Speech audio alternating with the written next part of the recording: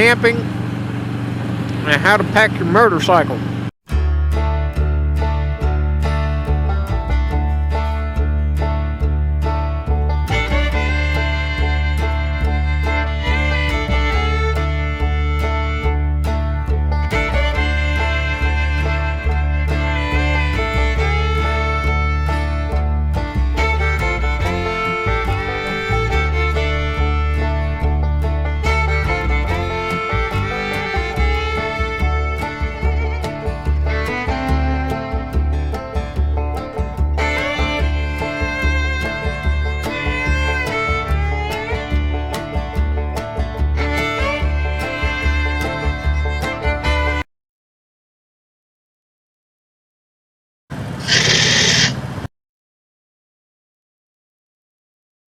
Hello YouTube. As y'all know, if you watched the last video I put up, we're heading down to Tazewell to meet up with Boots and Jeans Riders and Mr. McStash and Mr. G 1965, and just go have a fun day with them.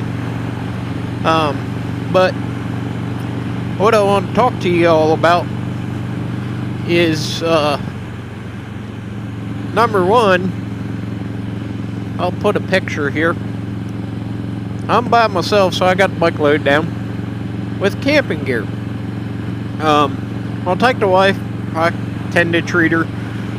Sometimes she will camp if we're just doing an overnight thing. And the weather is nice. It's a little bit chilly. So right now, she probably really wouldn't care for the camping thing. But with the price of gasoline being what it is, and hotel rooms are 120, 130 bucks a night. My partner in crime is already down here, and he's already got his room and whatnot, and all that's taken care of. I'm not going to intrude upon him, you know, because I didn't know if I was coming or not.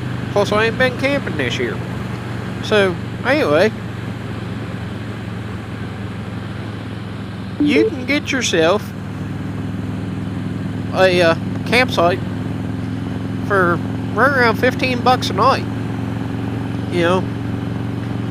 So you pay for a hotel room, you're 120, 130 bucks a night for something decent. Yeah, you get a continental breakfast and stuff like that, but that's a lot of money for just one night.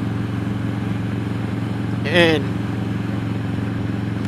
15 bucks versus 130, yeah, I'm kind of saving 115 bucks right there. You know what I mean? That's 115 bucks to go in the gas tank. 115 bucks to go to a souvenir for the wife. Even though she's not with me, I'd still get her something saying, hey honey, I was thinking of you. You know, just stuff like that. You're still probably going to spend the money, but you'll have more to spend somewhere else. So, camping, yeah, is a little bit rough, because sleeping on the ground, yeah, a little bit rough because it's cooler out. Probably, I mean, this will be my coolest weather camping trip, I believe. But I've got a sleeping bag that goes like below zero, so I should be alright there. I got air mattress. I mean, shoot, if it's too bad off, I'll probably stop at a Walmart or something, even though I don't like them places, and buy a little heater, you know, plug it in. So let's talk about packing for camping. Now on this particular trip, I didn't bring any of my cookware with me, because we'll just grab a bite to eat somewhere along the way, which is usually what we do. I will take stuff to make tea, because I like iced tea. So usually when I go camping for a few days or more, I'll take my cookware, I'll make tea, stuff to make breakfast. Usually it's just ramen noodles. I'll eat ramen noodles for breakfast, just stuff you boil water with and make. They make the little hydrated breakfast meals and stuff like that you can buy at camping stores. Some of them aren't too bad. Some of them are pretty nasty. So, I mean, that is what it is. Now, the next thing is, how do you get all that stuff on your motorcycle? Well, I've got, just for me, is it a little bit overkill? Yeah. I've got a 5-person tent in the Saddlemen BR 4100 bag that goes on the seat. Okay? Now, the way my bike is packed is, usually my tour pack is empty, and usually my left saddlebag is empty. It's usually not a whole lot in them things. I use them for other, stuff that you might pick up along the way, or space for whenever I do need it to go on trips and stuff like that. So, my right saddlebag, I keep my chaps, but I got them on.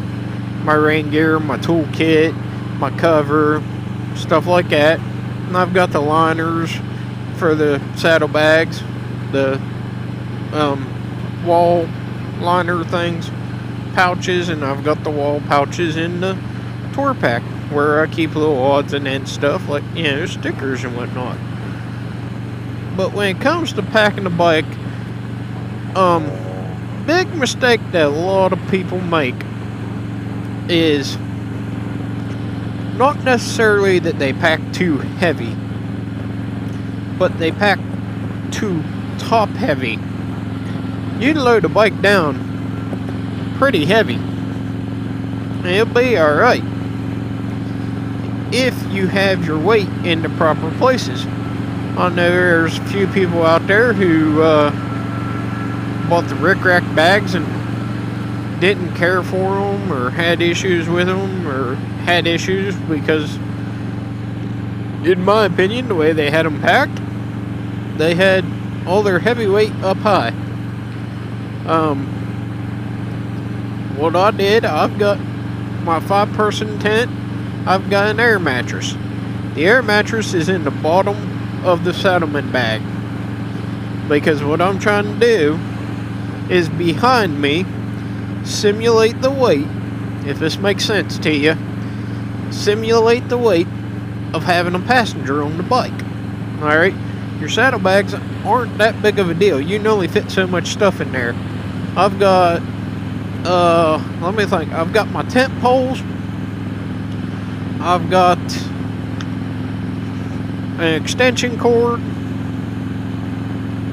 and a couple other things in that left saddlebag. So, it's nothing really heavy. That's just one of those things of where I could put space, where stuff would fit. So, then I've got the tea bag on the luggage rack. I've got the tour pack where I've got my sleeping bag and a pillow, because my sleeping bag and my pillow won't fit in the tea bag. Now, the Saddlemen bag, like I said, I've got air mattress and tent. So what I did was I put the air mattress down low, so that weight is down low, and then the tent, and then on the tail bag I took one of the saddlebag bags, liner bags that you get, well, you used to get, but Harley's being cheap asses, and I put my clothes and my hygiene bag in it for the night. And then I put that in the tail bag because I've got some other stuff in the tail bag for my tent, like air pump and stuff like that. I just want to be able to have some stuff separated. So there's not a lot of weight in that tail bag up high. It's got a pair of pants, a shirt, a pair of pajama pants, a couple pair of socks. You know, they call for, I think, what, 25 pounds on them? Maybe less? Something like that. I'm not going to say that. I haven't been overloaded before. I mean, take it from me, I do know. The wife and I made the mistake on our 03 that we had of loading it down super heavy, and it just looked like a Christmas tree piled up behind her, and it was not fun to ride. Since then, I have learned to distribute my weight. So if you put your heavy stuff, if you're traveling 2 up, you don't put your heavy stuff in your saddlebags. If you're traveling just 1 up, get you a bag that'll go on the back seat so you can simulate having that passenger back there. And then if you need a tail bag, pack that tail bag as light as possible. Remember, less is more.